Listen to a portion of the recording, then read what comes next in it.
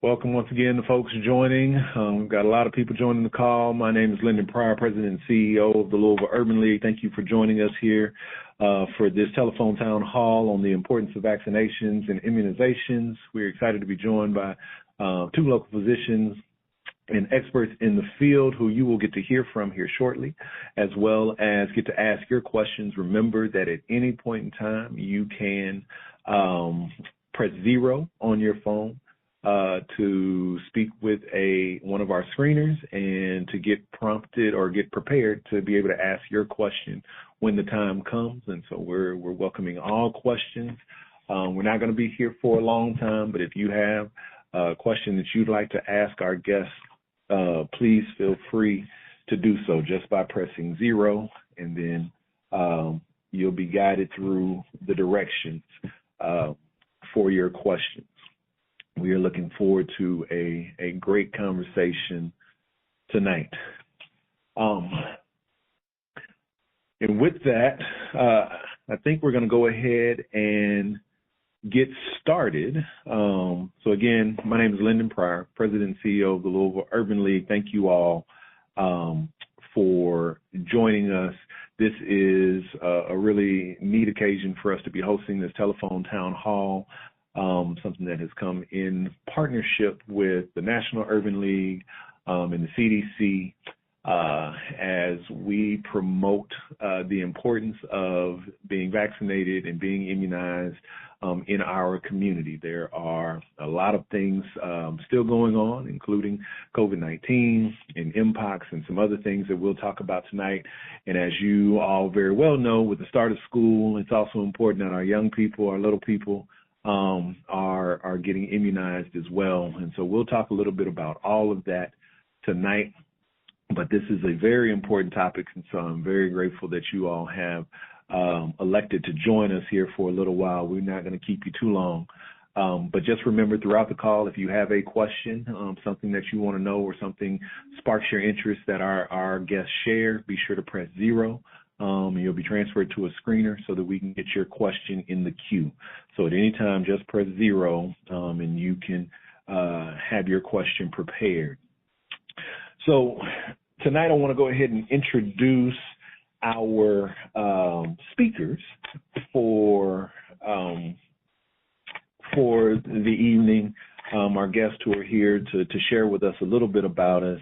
What we're going to be talking about with regard to immunizations and vaccinations.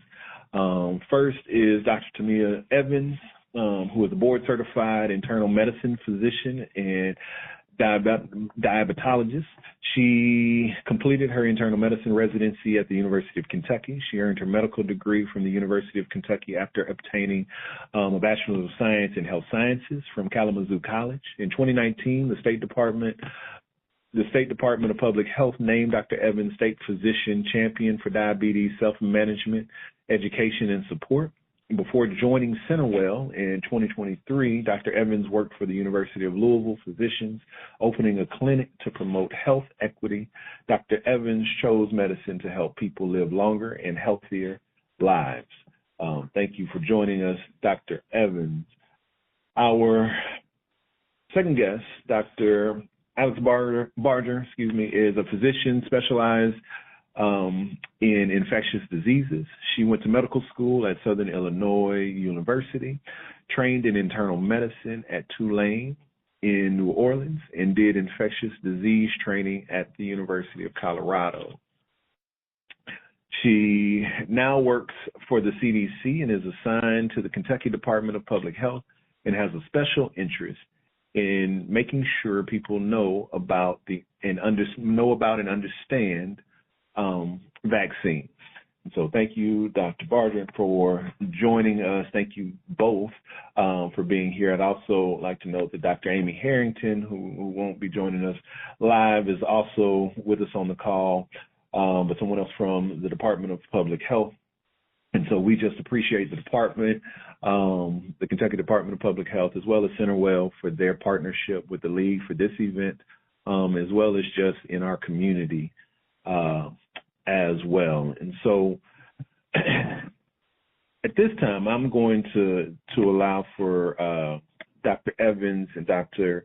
Barger, to kind of open us up and talk a little bit about the importance of vaccines and what we're kind of seeing in our community now with not just COVID, but M Pox and other things that might be impacted by vaccines.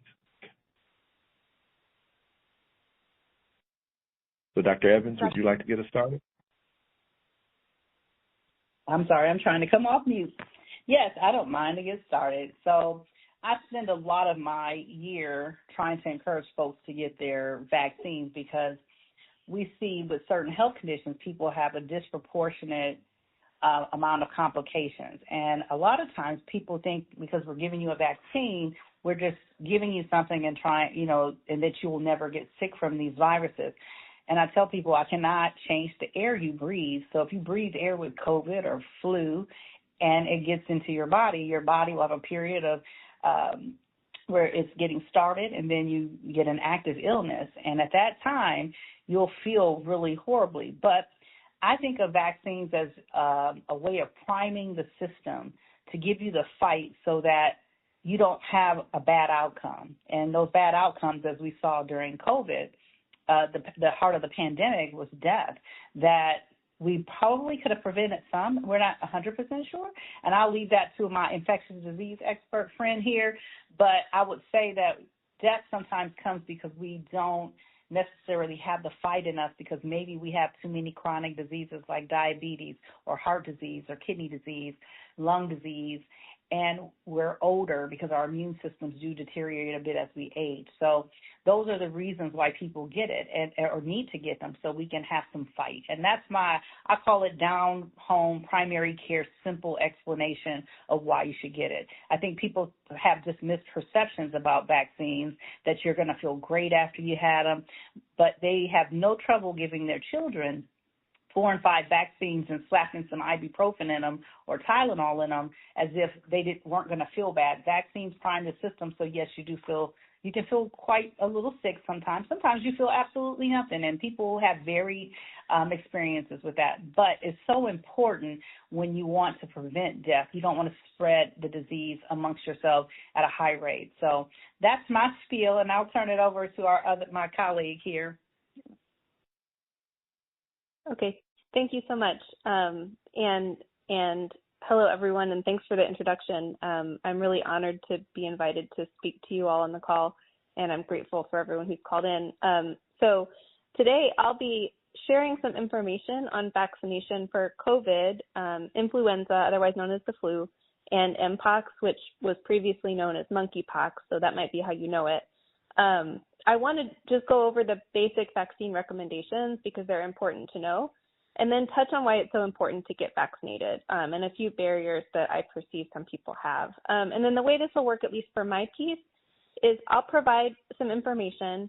So I'll be talking for a few minutes here. And then if you have questions specifically for Dr. Herrington or myself, and Dr. Herrington is the other person from the State Health Department who's on the call with me, then we will be making a note of those questions, and we'll get answers back to the organizers as soon as we can. We just, at the State Health Department, can't do a live Q&A, although I imagine that Dr. Evans will be able to answer many of the questions that people will be asking as well. But if there are any that we need to answer, we will be noting those. We want to hear what you have to say, and we will get answers back to you as soon as we possibly can through our contacts with the Urban League. So as you're hearing me talk about some of these recommendations, please reflect on how what I'm saying applies to you or those close to you. And then if you have concerns about how to access vaccines, about the safety or effectiveness of vaccines, or anything else I'm not even thinking about right now that could be a barrier between you and the vaccines that can protect your health, we want to hear about that. Like I said, we'll be listening closely, and we'll be trying to get the answers back to you that you need. So first I'll talk about flu.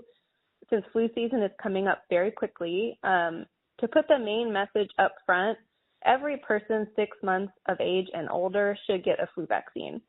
There's actually, and a lot of people don't know this, there's a publicly available place online you can go and check and see what the flu activity in Kentucky looks like. It's called the Kentucky Respiratory Disease Dashboard. And if you Google that, you'll find it, Kentucky Respiratory Disease Dashboard. And if you look at that dashboard, you can actually see what flu is doing this year right now in Kentucky compared to the last few years. Right now, flu activity in Kentucky is low. But if you look at prior years on the dashboard, you can see that more people tend to start to get sick around October or November. And generally, after you receive your flu vaccine, you'll have developed immunity after about 2 weeks. So September or October at the latest is really when you should be aiming to get your flu vaccine, so you're protected for the whole flu season. You can get the vaccine at your doctor's office if you like, and many people also find it more convenient to walk into a store or pharmacy, or you can often get the vaccine with no appointment and no copay with most insurance plans. And then there's actually something interesting and different about the flu vaccination this year. And maybe this is too much information, but I think it's interesting to know, and maybe you will as well. But all available vaccines this year will be what's called a trivalent vaccine. In other words, containing 3 types of flu virus, whereas most year there are some vaccines that are quadrivalent or contain 4 types of virus. But one particular strain of flu B has actually not been seen through global surveillance since 2020, so for 4 years now. So it's actually been taken out this year of the available vaccines. The way they decide the composition of the flu vaccine each year is based on what flu viruses are circulating, and since that one isn't circulating, we don't need protection against it. And then while we're on the topic of respiratory viruses, I'll talk a little bit about COVID as well. Everyone here knows what the disease COVID is. I won't dwell on that too much other than to say that it's a virus. It's spread by respiratory droplets, similar to how the flu is spread, which means that if people cough, sneeze, or even breathe the air around you with COVID, like Dr. Evans was alluding to earlier, they send out a bunch of COVID viruses that can then contact other people and infect them. Fortunately, we have a vaccine, and we are just about to have a new vaccine. The FDA is expected to authorize the latest updated COVID vaccine very soon, potentially even within the next week or two. So it's not available yet, but soon. And that would be really great if it was within the next week or two, as it would then align with when people are starting to go in to get their flu shots. And it's really convenient because you can get your flu and COVID vaccine at the same time. That is perfectly safe to do and very convenient. So same as with the flu vaccine, everyone 6 months and older are recommended to receive the updated COVID vaccine, which is anticipated to cover 3 strains of COVID. 2 different strains that are called KP2 and one that's called JN1, which are 3 dominant strains that have been circulating lately. And if you want another resource to examine that might provide you with some information to help you decide if you want to get the COVID vaccine, you can again go to the Kentucky Respiratory Disease Dashboard. It has a tab on it for COVID, and it shows that right now COVID activity in Kentucky is on the uptrend, so it's going up. The overall number of cases is still pretty low compared to previous years, which reflects the fact that many people already have some immunity, either from prior vaccination or infection. But if you go to the dashboard and click over to the lab testing section, there has been a sharp increase over the past few weeks in the number of positive COVID tests being reported, just in the last few weeks. Fortunately, there aren't very many ER visits or hospitalizations right now, so people aren't getting too sick, at least not in great numbers. But as the total number of infected people go up, inevitably, like Dr. Evans said, some will get sick enough to need hospitalization, especially those who are older or in poor health, and COVID deaths are absolutely still happening.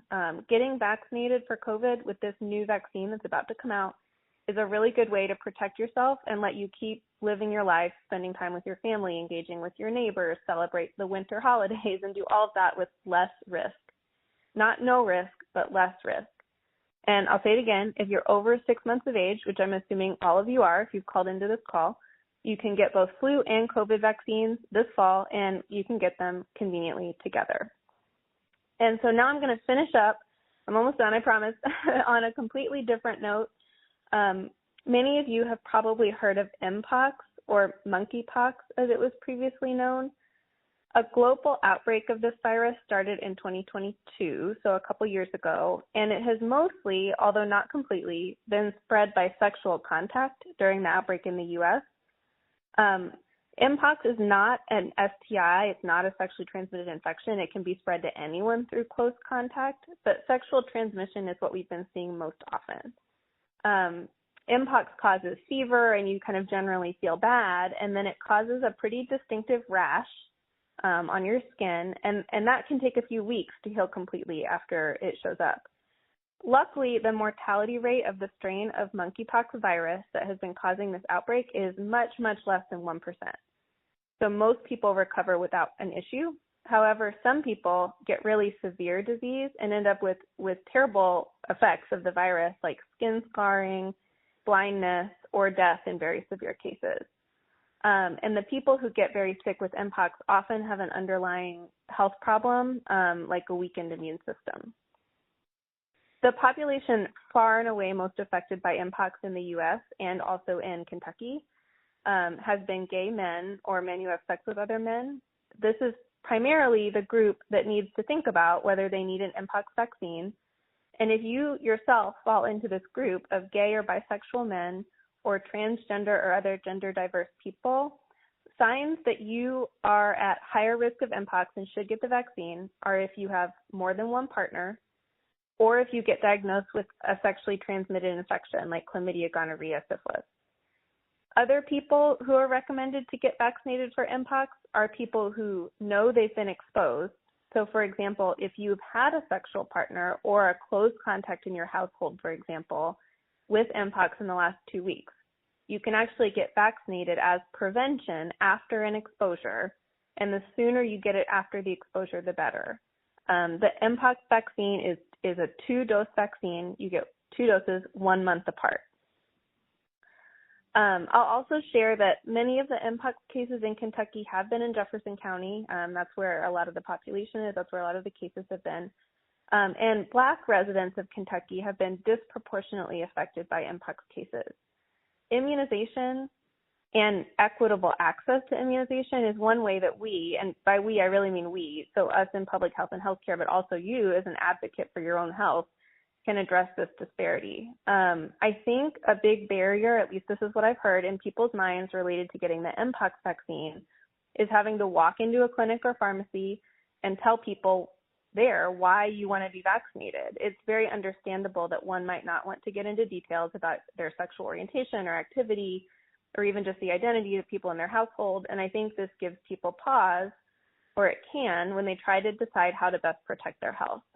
So if this is a need you personally have or that you see in the community around you, if you see access to Mpox vaccination being blocked by stigma or cost or lack of awareness of the need for the vaccine, please tell us that. Chime in and share your concerns. And if there's something you want to say about this, we would really like to listen. I think there's room for us to collaborate, in the community to make sure people can access the vaccines they need. So I just talked for a really long time. I hope this has been useful information, though. But the other and more important part of this is our collaboration with Urban League, and by extension, all of you is hearing what you have to say. So please pass along your questions, and either Dr. Evans will be able to answer them on the front end here, or we'll try to answer them on the back end. And again, thank you so much. I'm honored for the chance to speak, and I'll turn it back over to our moderator. Thank you. No, thank you, Dr. Barger. We appreciate it, and that is very helpful. And thank you, Dr. Evans, for sharing that. And I want to remind people, if you have a question, all you have to do is press 0 on your phone, and you can give your question to one of our screeners. And you can either ask it, we can bring you on to ask it yourself, or I can ask it as the moderator if you don't want to come online and ask it for yourself. So if you have a question, please press 0. At this time, I want to do one of our polling questions, if that's okay. I would like to start with our first question in particular, which is, do you regularly go to the doctor?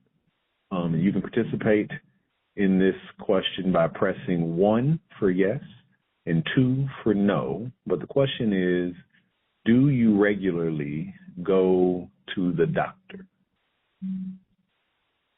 I like that question. we will give folks an opportunity to answer, and I'll let you know, at least as far as the speakers are concerned, myself included, this is anonymous. We can't see what your answers are, and so we're not going to call you out or come find you. But we'd like to get a gauge of the folks who are participating, what it is that you do with regard to your regular doctor's visit. So, can I add a point here, if you don't mind? Sure. So, and not just visiting the doctor, one of the underutilized visits that they have, where we actually do a lot of vaccine talk, is the annual wellness visit that people get as a part of their wellness. We call it annual wellness for the Medicare population, but for the younger population, it's usually just a wellness visit or a physical.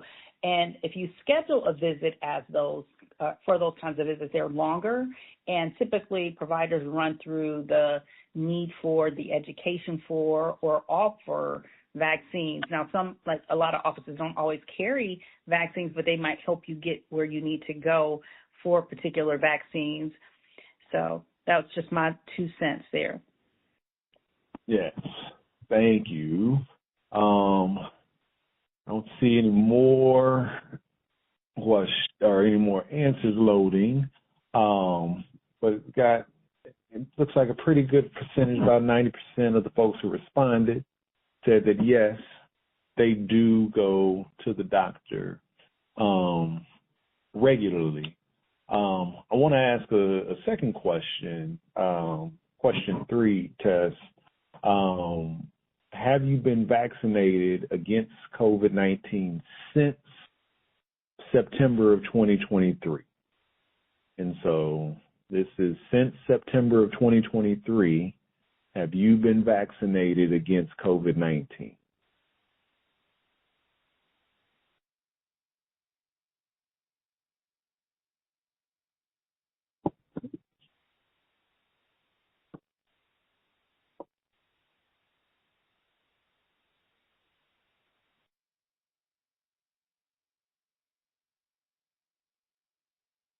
Let folks respond there.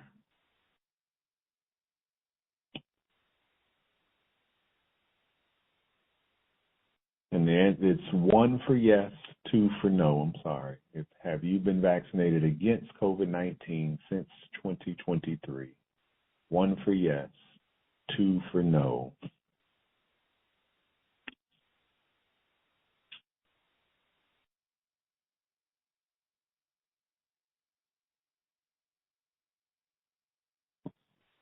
We're still getting some responses, but it looks like it's hovering right around about 60-40. So 60% yes, 40% no. And I'll ask our panel, I don't know, I think personally speaking, I don't know that this is necessarily surprising to me. And I wonder what you all's opinion is on this. And I say that just because it feels like in many ways that society has kind of tried to push past COVID in particular, that it's not really this thing that we think about anymore. And maybe that's to Dr. Barger's point earlier with regard to, not seeing as much in the realm of hospitalizations and death, and it not being so much media coverage about it as much anymore, that perhaps we, are just not as vigilant in how we think about it or how we protect ourselves against it.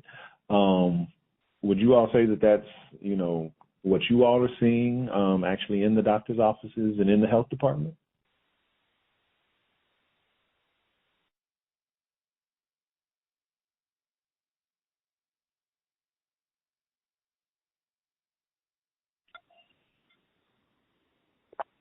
I can't, this is Dr. Barger. I guess I can't speak for what's going on in the doctor's office, but I do agree just on a personal level that there's not nearly the media coverage and attention. And because fortunately COVID isn't as severe now, there's not as many people getting hospitalized and dying. But I agree. I think there's less attention on it than there was, for example, in 2020 and 2021.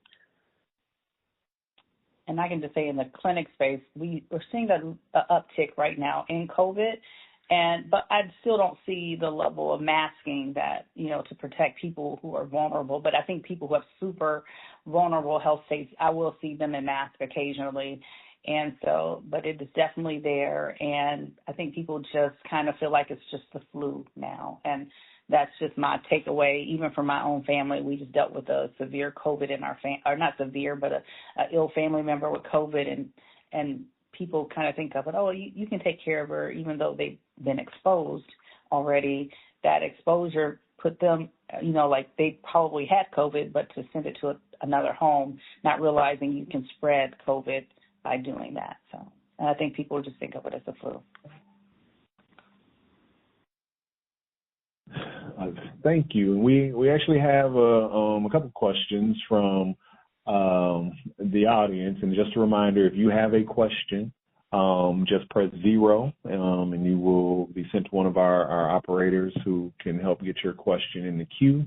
But I am going to invite Cynthia on to ask her question. And so, hello. Yes, Cynthia, are you there? I am. Yes, if you'd like to ask your question. Yes, first I would like to say good afternoon, and I do appreciate getting this call and being able to take a part in this. But my question is with infants and the monkeypox. What if you have a month-old baby? Because, as infants, they're more susceptible to a lot of things. And I just wondered if you had a small child, an infant from 0 to 6 months, they came in contact with somebody. What type of, as far as medicines, what would you do in that instance? I mean, besides, take them to the doctor, but do they have something for them?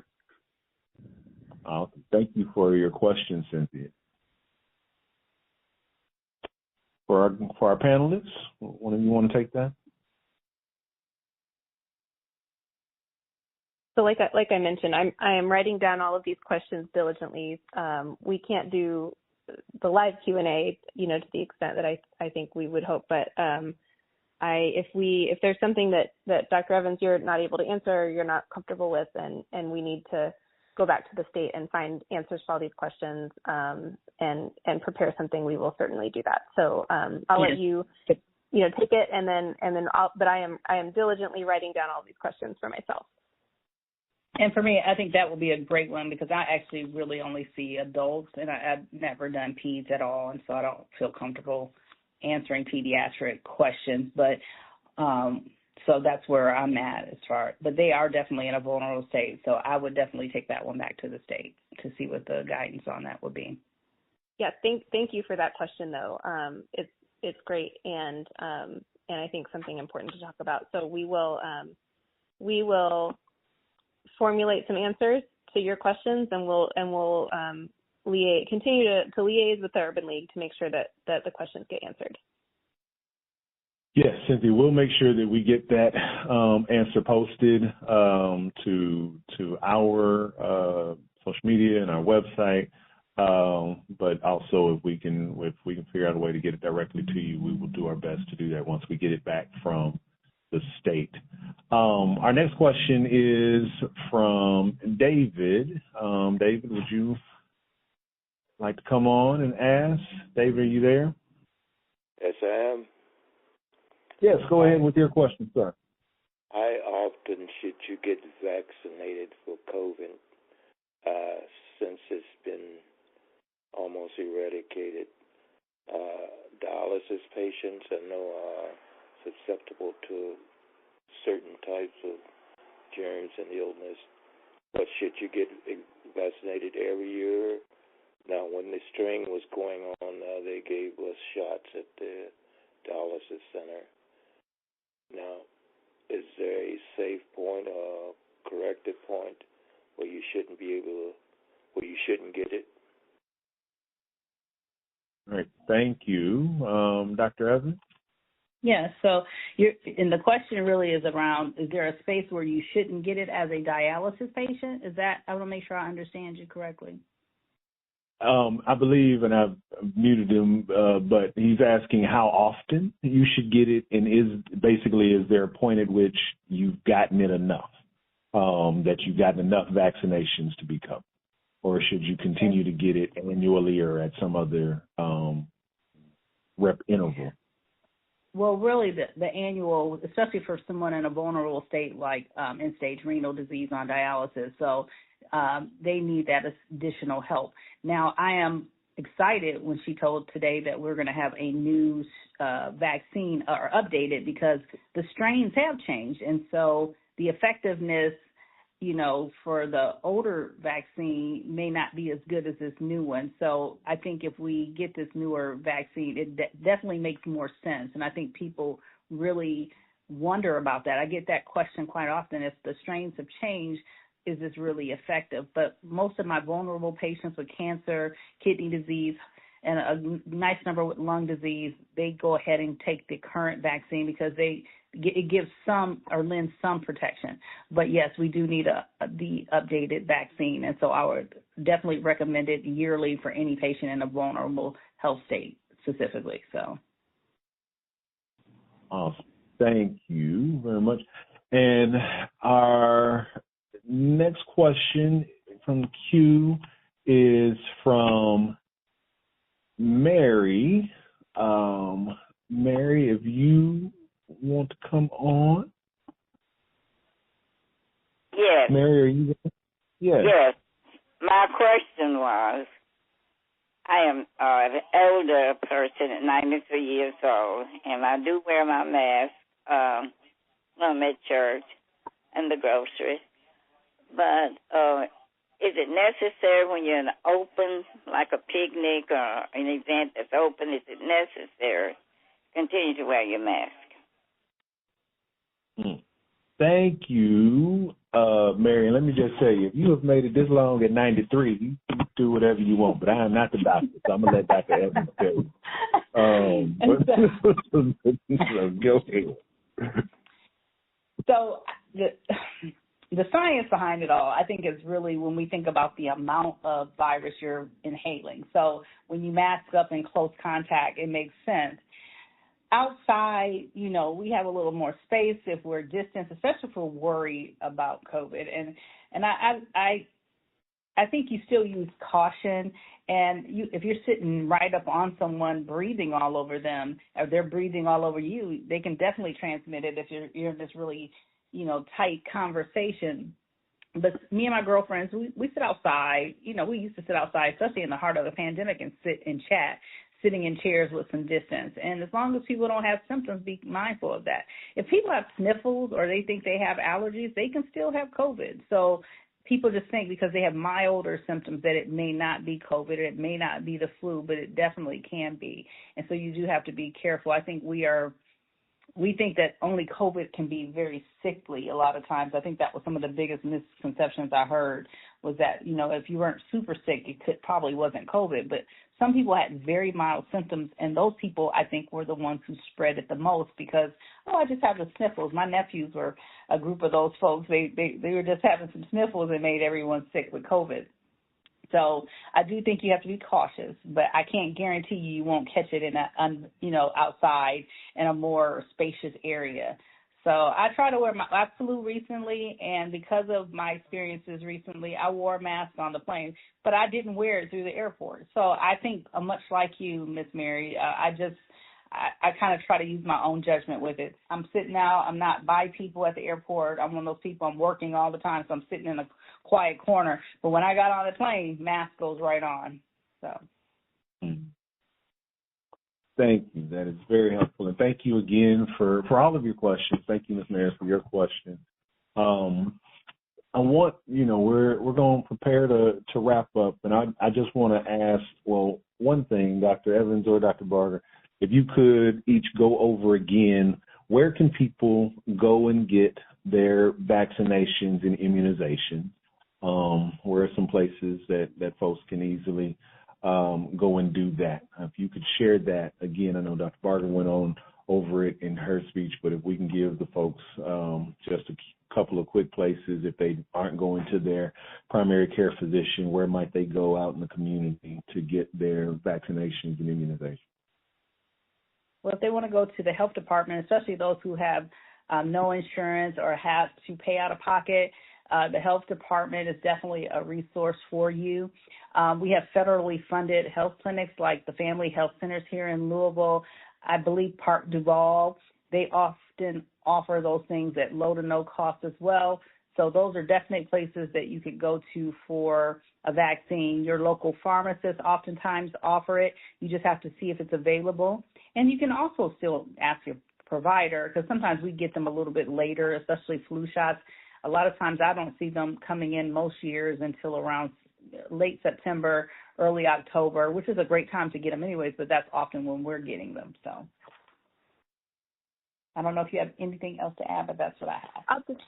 I'll add one thing to that really quickly, and I almost said this when I was talking earlier, but then I didn't, because I didn't want to talk too long, but I'll add it now.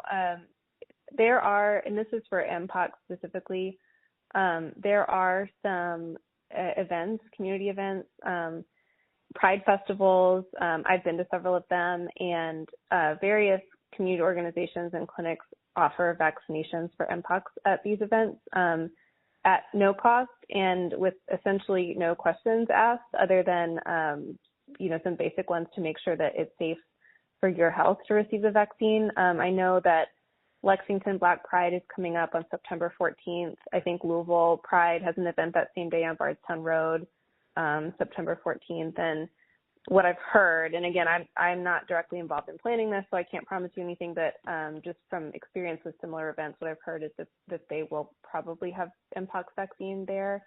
And so that can be a really low barrier way, especially if you're already attending the Pride Festival, to just kind of stop by a table and get your vaccine, and then they can often hand out information on where to go to get your second dose.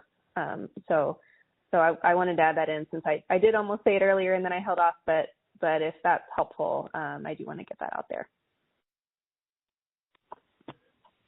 Oh, that's very helpful. Thank you. And then as we close, is there anything that you all would like to share with folks, just as reminders or things to keep in mind in this season as we head into flu season, but just in general, knowing, all that we've shared tonight about what's out there, what are some general tips or guidance that you would like to give folks who are in the audience, whether that be about vaccines and immunizations or about just other general health concerns and health awareness? I would just say for just general health and thinking about the upcoming viral season and with the outbreak in M Pox, we have to make sure we're eating healthy, making sure we're taking care of ourselves, because our immune systems are based on a lot of that, having good sleep patterns, and then also using this as a tool to help your immune system and to help you fight. You have to think about yourself as a whole person. I tell people I can't decrease the stress and things in people's lives, but doing things that de-stress us is very helpful. And so that self-care that we often talk about nowadays really is important when it comes to just general health. And then also having your checkups, making sure that you know if your health has changed, because people develop new diseases, and those might actually put you in a higher risk category for having issues with the flu or with COVID. Mpox is a little different, but I still would say just taking care of ourselves is just a really good general rule of thumb. This is Amy Herrington. The recommendation that I would give is, as a mother, as a daughter, as a sister, as a grandmother, I vaccinate to protect myself and to protect those that I love, right? So we want to kind of keep that safety bubble. Also, on the Kentucky Department of Public Health's website, we have some other recommendations. Wash your hands, cover your cough. If you don't feel good, stay home. Don't go to school. Don't go to work. And then, as always, vaccination. So I think that really bundling all of these items together will help protect you in this respiratory season that we're approaching. I have nothing to add to that. both of that sounds great. I was about to close, but actually we had somebody throw a question in, and I'm not going to bring them on for the sake of time, but it's an important question, and they're asking about, the question is, I understand vaccines have been thoroughly tested. However, are there any consistent side effects that have been seen? And I guess I'll just expand on that question. I think sometimes what we've heard as the Urban League and in community is that sometimes there's reluctance or fear around vaccines, particularly COVID, but we've seen this around other vaccines as well, but particularly around COVID. Even still, 3 years in, that there are folks who have fear with regard to side effects or harm and those types of things.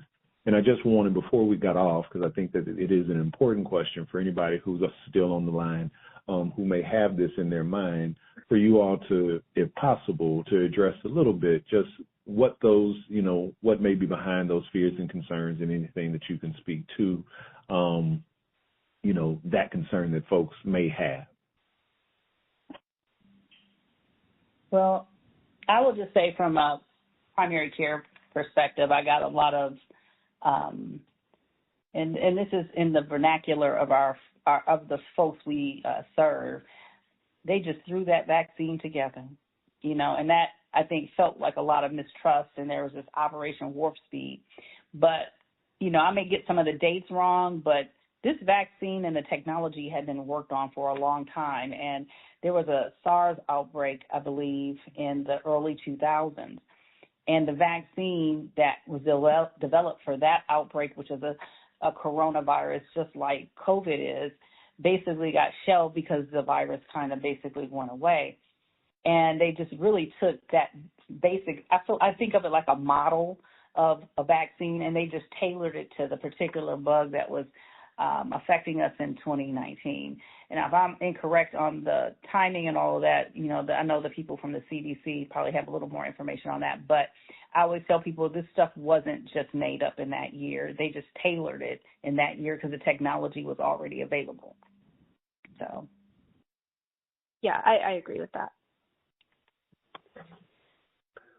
Thank you. I think that's what, and I would give that explanation oftentimes to help encourage people when they were listening to the people on social media. And I think that's the part where you get your information does matter, because really, literally, I think, I don't know the strain currently now, but it was SARS-CoV-1 back then. And if you look at now, we were SARS, was it SARS-CoV-3 or 4, or was it 19? I heard it two different ways. I'm not great on the nomenclature, but basically the same kind of virus when in the 2000s and at this point that we had this COVID pandemic. So. Yeah, SARS-CoV is kind of shorthand for SARS-CoV-2. Thank you. I knew, because someone had told me 19. I was like, is that really it? But I think it is. It was 2.